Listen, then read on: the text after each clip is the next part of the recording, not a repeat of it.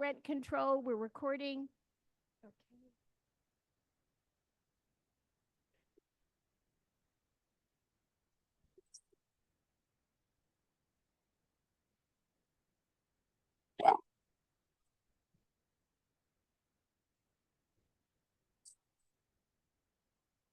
All right. So if you were here for the last candidate forum, we're gonna do the questions the same way.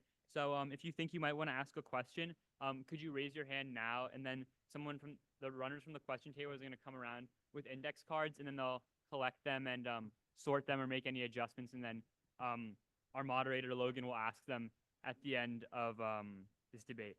So yeah, and I'll hand it over to Logan now to introduce the candidates and take it away.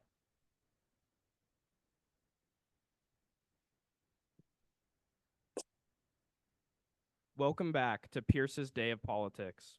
Thank you to Dennis and George for starting the recording on Zoom.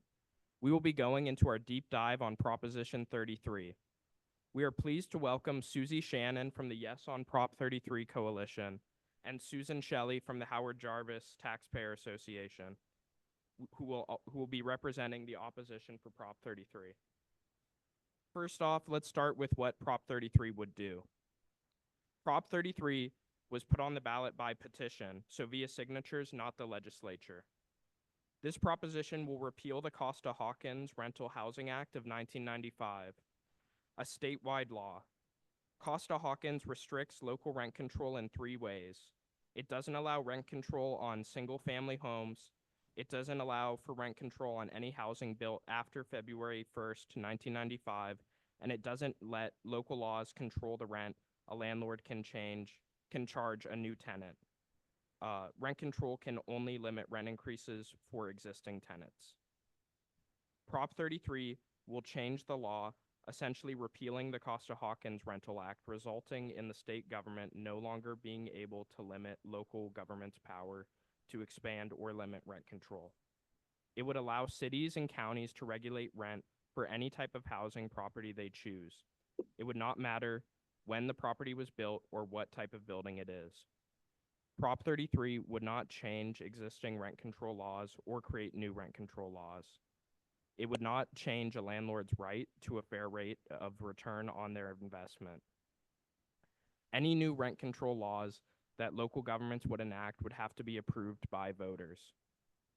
According to the latest reporting from Cal Matters, which was updated on October 6th, the supporters of Prop 33 have brought in $43.8 million, and the opponents of Prop 33 have brought in $118 million. The format of this forum will be that each speaker will have 1 minute to answer each question and a final 1-minute closing statement. Any personal attacks will not be tolerated. Please maintain a polite and civil discourse so that we can learn about the issues. Now for the audience. We want to hear as much from our speakers as possible, so we will ask you to refrain from applauding or any other ways of demonstrating support or non-support for either side of this issue. So for our first question, let's hear from our panelists, starting with Ms. Shannon from the Yes on Prop 33 Coalition. Why should people vote yes on Prop 33? You have 1 minute. Great. Hi, everyone. Thank you for coming today. I'm Susie Shannon. I'm the campaign manager for Yes on Prop 33. Prop 33 is a very easy initiative to understand. It just allows local communities to expand rent control. Currently in Los Angeles, you have to live in a building that was built in 1978 or earlier in order to be under rent control. Since a law called Costa-Hawkins in 1995 passed, rents have gone up and homelessness has gone up. The average cost of an apartment, 2-bedroom apartment in Los Angeles, is $3,742 a month. Who can afford that? Your Starbucks barista? No. Most of the students who go to Pierce College? No. Caregivers? No. Hotel workers? No. It's time to actually get control of rents. They have skyrocketed and most people can't afford them. You shouldn't have to make $133,000 a year in order to afford an average 2-bedroom apartment in California. So we're asking you to vote yes on Prop 33. California Democratic Party, a number of tenant organizations. Now let's hear from Ms. Shelley from the Howard Jarvis Taxpayer Association. Why should people vote no on Prop 33? Well, the Rand Corporation did a study in 1988, after about 10 years of rent control in the city of Los Angeles. And what they found is that rent control confers most of its benefits early and extracts most of its costs late. What are the costs? You're seeing it right now. Not enough apartments. Not enough apartments.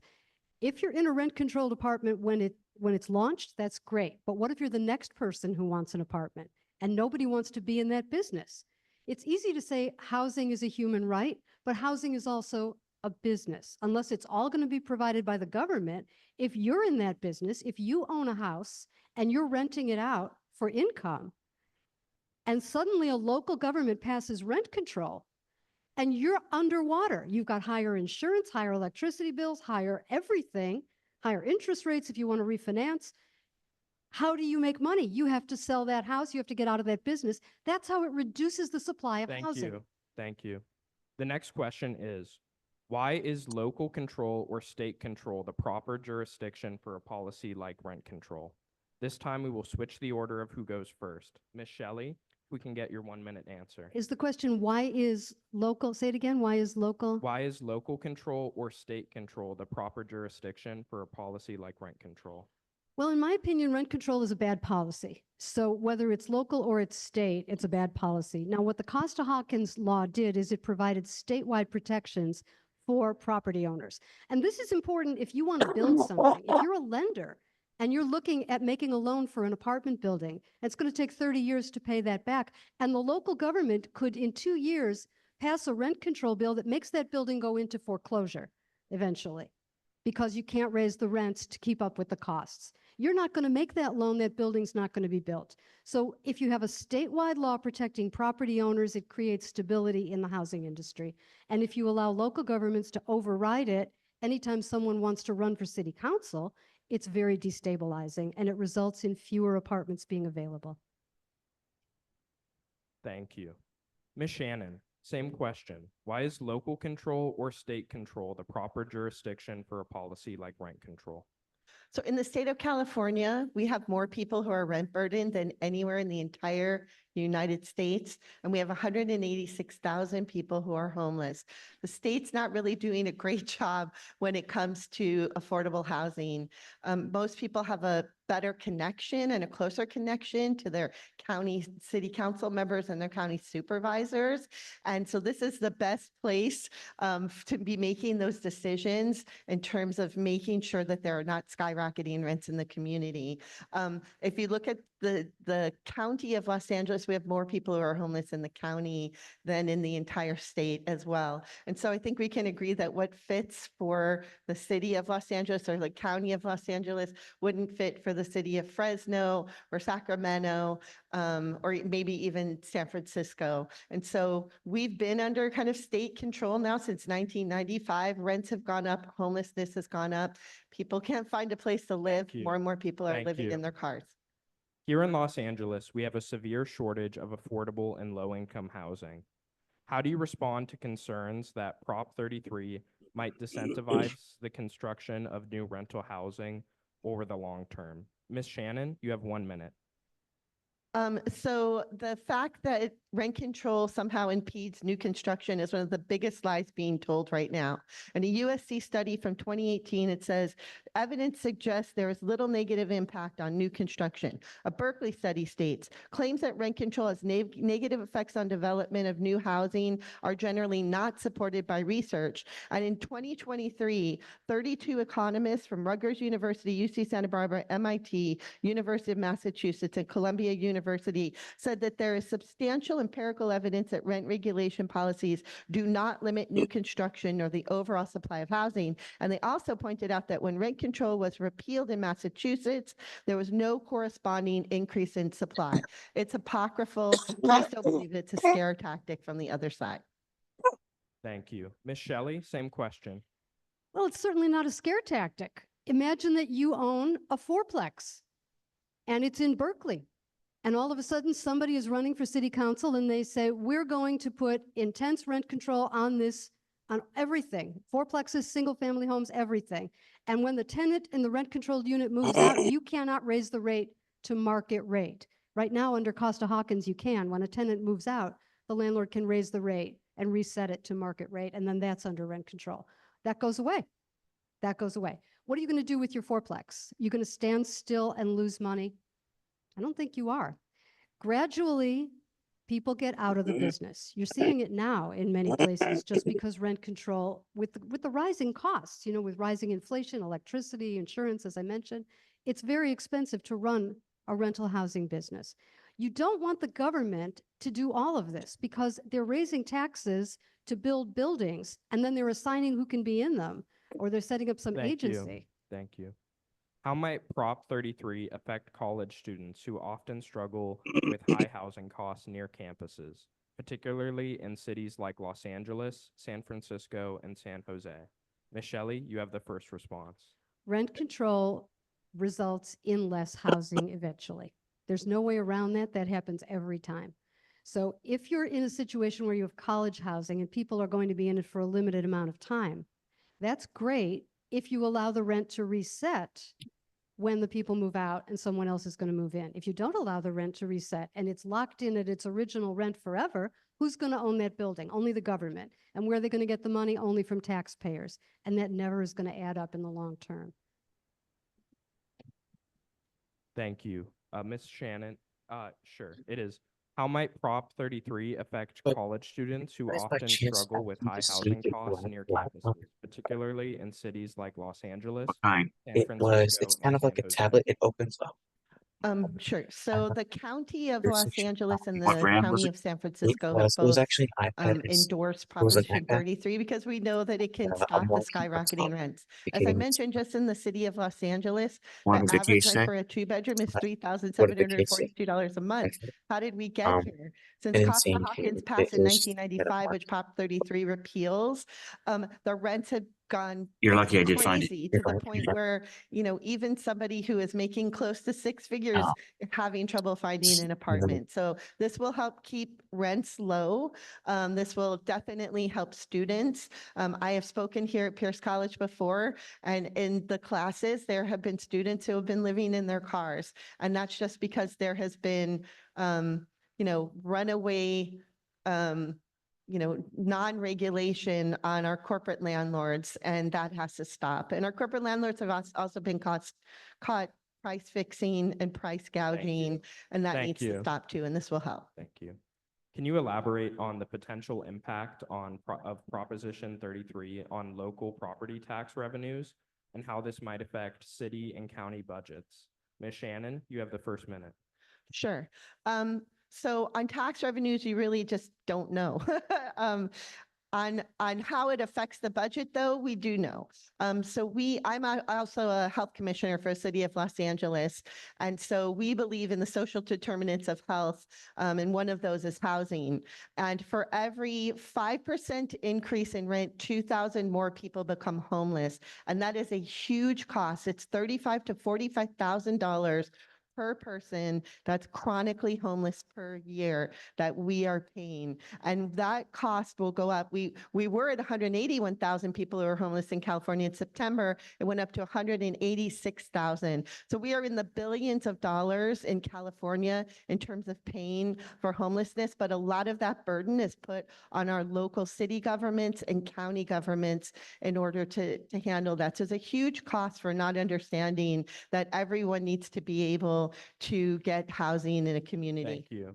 Thank you. Ms. Shelley, same question. How property taxes will be affected by Prop 33? How local property tax and revenues will affect. Well, in California, under Proposition 13, which passed in 1978, property taxes, the assessed value of property can only go up 2% a year maximum. It can't go up to market rate and be assessed on market rate. That's how it used to be. That's how it's done in places like Chicago, where one apartment building was reassessed from 36,000 to 128,000 in one swoop. And the landlord said the rent would go up to $5,000 for a one-bedroom unit. In California, we don't do it that way. But when a building is sold, a building that's been owned for a long time by a mom and pop landlord is sold to a corporate owner, then it's reassessed. And then the corporate owner passes through that higher property tax bill in the rents. There's no way around it. Every time a building is sold, it's reassessed. And then you wind up with higher property taxes because it's never reassessed down, it only goes up. And a lot of that is just inflation, but you have to pay for it in real dollars, after tax real dollars. So it will possibly raise tax revenue, Thank but it will you. cost in rent. Thank you. Proposition 33 addresses the Costa-Hawkins Act to allow local governments the power to pass rent control laws that the voters can vote on. How does Prop 33 affect vacancy decontrol, a practice where if a tenant leaves, the property owners can raise rents to market rate? Ms. Shelley, you have 1 minute. Well, the Costa-Hawkins Act prohibits vacancy control, which means that when a tenant moves out, the landlord can reset the rent. If Costa-Hawkins goes away, then a city, any city, could pass something that says, sorry, that stays under rent control even when somebody moves out. And how is that sustainable? It's really not. And you have this threat of political risk that you're introducing because any city council could do this. And you have long-term investments in real estate, long-term loans. And any city council could suddenly have 3 new people on it who will vote to ruin the economics of that business. And people will withdraw those units from the market and evict the tenants. They will demolish the buildings. That's what's happening. If you go around in Los Angeles, you'll see all these great older buildings from the 60s. They have older landlords, they have lower rents. And then you see these big new luxury buildings they're building now. That's what pencils out now. Thank you. Ms. Shannon?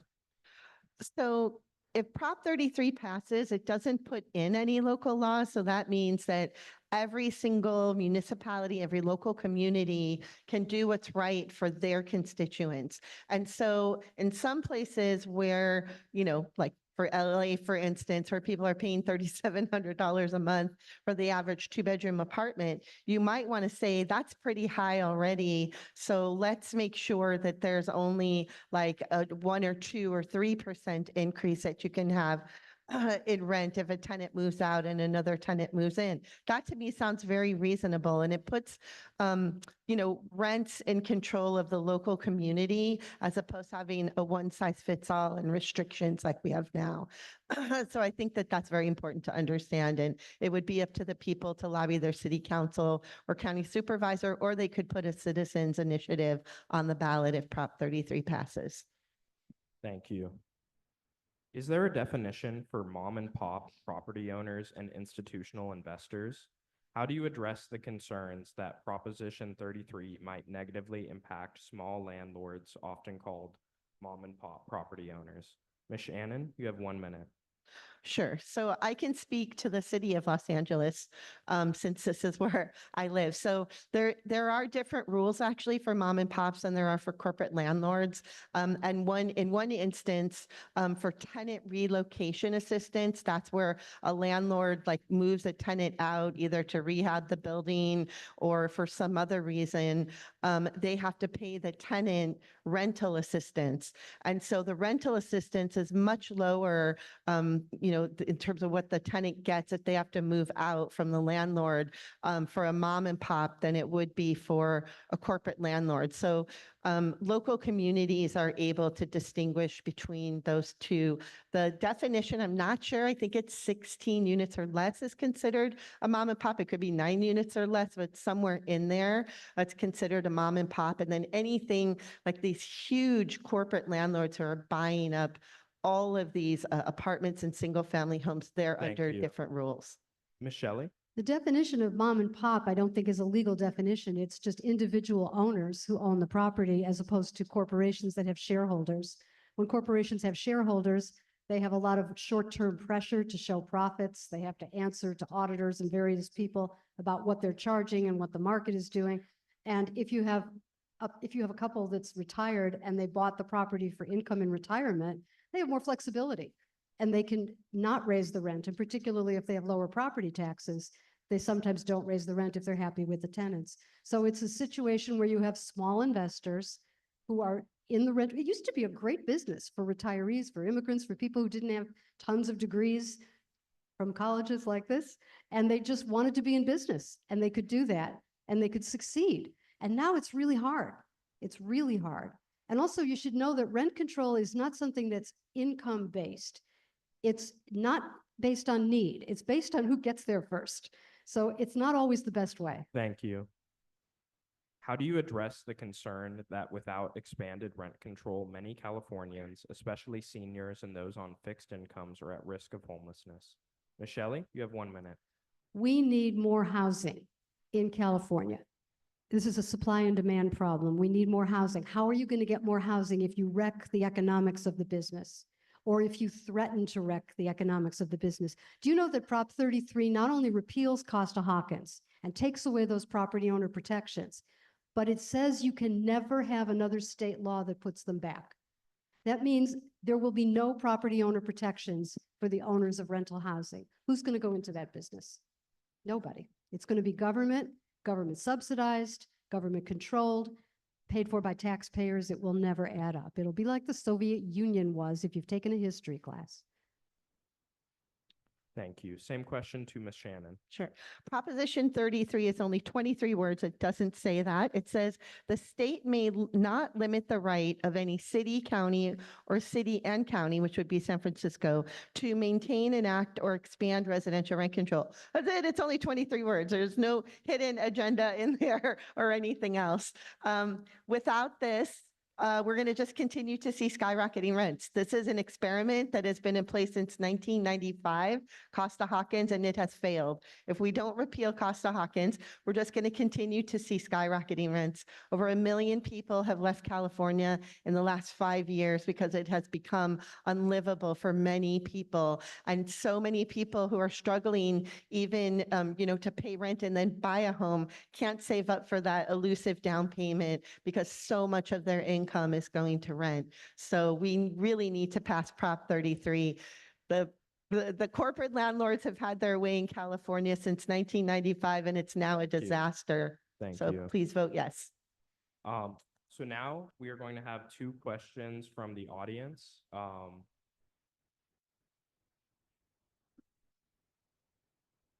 Coming right up.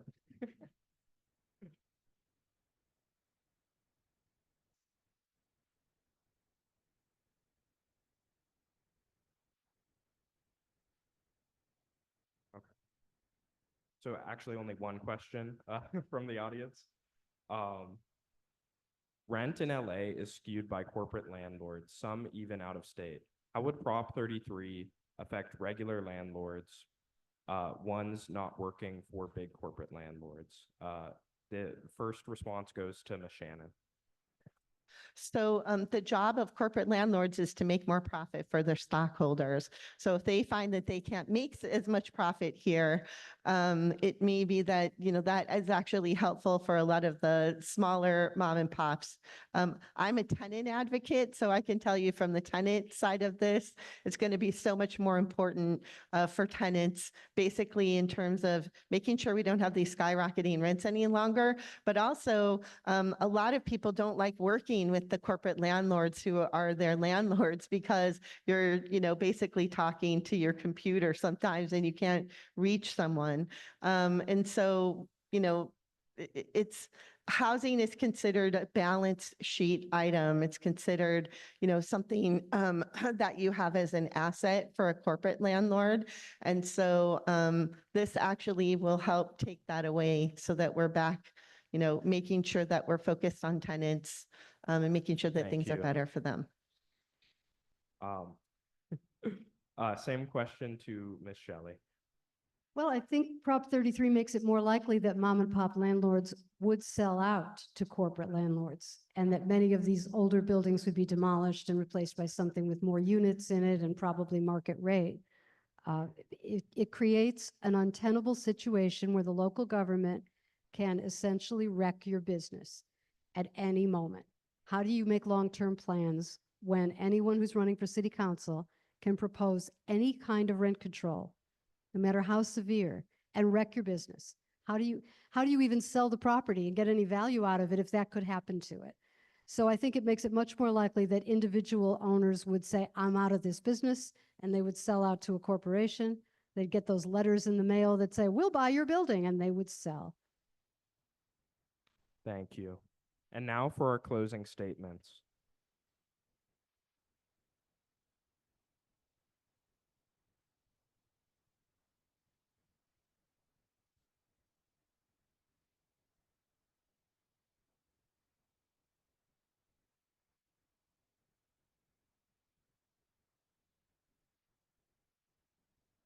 Oh, okay. Uh,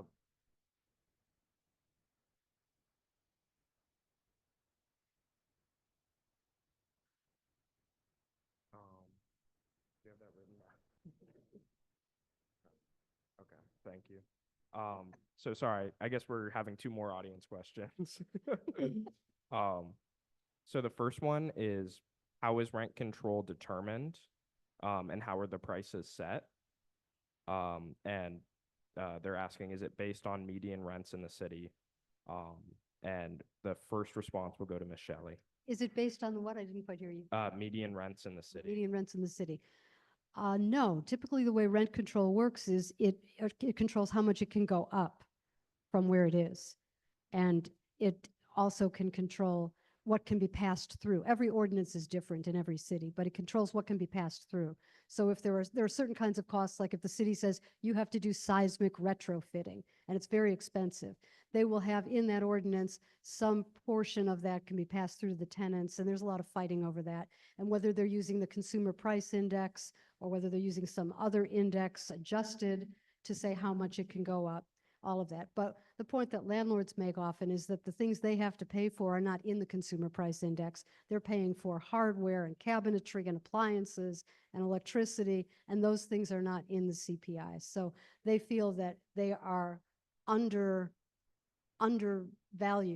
as far as how they can raise the rent to cover costs. Thank you. Same question to Miss Shannon. So rent control in Los Angeles is set by the city council, and it's only for buildings that were built in 1978 or before. And it's usually set by the consumer price index. And so it's usually been about 3 to 4%. But when the consumer price index went up in the last couple of years, our city council actually voted to keep it below that because they thought that increase was too much. And that's the benefit of being in a rent controlled city. The downside is that Costa-Hawkins has prevented any buildings beyond 1978 in Los Angeles and before from being under rent control. And so Prop 33 will change that, but it's set by the local government. Thank you. And now for our last audience question. Is there a state law to protect an owner's right to make a profit? The first response goes to Ms. Shannon. So in the Constitution, it says that landlords actually have a right to a fair return on their property. So a lot of the information that our opposition is putting out there, including an LA Times reporter who called me and said, couldn't they set the rents for $1 to keep out housing in their community? And I said, no, actually, that's against the law because the Constitution prevents that. So you do have a right for a fair return. What you don't have a right to do if Prop 33 passes is to price gouge or rent gouge if your city council adopts rent control or expands it. Thank you. Same question to Ms. Shelley. Property owners have a right to a fair return, but in practice, that's like a civil lawsuit. It has to go to hearings, you have to bring documentation, it's a very long process. By the time you get a resolution, which by the way is probably going to go against you because of the composition of the board that's hearing it, you've lost so much money and so much time, and it just doesn't pay. What you're seeing is these cash for keys deals where landlords are paying tenants to move out. You know, here's a cash settlement, give me the keys, I want to rent the apartment to somebody else.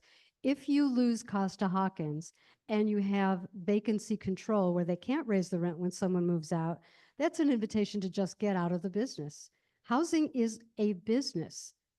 And if you make it economically infeasible, there will be less of it. We need more of it. We should be encouraging private landlords and protecting the right of property owners. Property is one of the fundamental rights from the English law, from English common law. Thank you. Thank you. And now for our closing statements. Considering that there are over 2 million college students in California, why should we as college students vote for or against Prop 33? And for this one, we are going to be going by ballot order. So Ms. Shannon, you have the first minute. Great, thank you so much. So I think that as students, because students typically make a lot less money than folks who are not students, I think it's very important to keep down the rent, but also to consider, like, once you get into the workforce, what you're going to be able to afford and how you're going to be able to save up to buy a home if that is like your dream and something that you want to do. So I think for your future, I know my daughter is looking now at colleges, and I was really shocked the other day when she said that she's looking to see how much the rents are in the area where the colleges are that she's applying, to see if she even wants to apply so that she can afford it. So this is very important for our next generation. I know I would like my daughter to be able to live near me. I would like to be able to see my grandkids. I'm sure that most people would like that when they get older, and they would like to at least have an opportunity to save up to buy a home. And it starts right here with getting this passed. Yes, on Prop 33. Thank you. Michelle. No on Prop 33. If you're in a rent-controlled apartment, congratulations, you're in on the good part of the deal. If you're going to be looking for an apartment, or you're going to be looking for apartments frequently because you might be moving around for work, you're not going to benefit from this because there will be less housing, and you will not benefit from less housing. You'll not benefit when you see landlords selling their building and a commercial building going up in its place. You're too late to benefit from rent control. Everybody got in on it in the 1970s. Congratulations to them. For everybody else coming later, that's where, as the Rand Corporation study said, rent control extracts its costs. If you want more housing built, no on 33, because 33 hurts housing. Thank you. This concludes our forum on Proposition 33.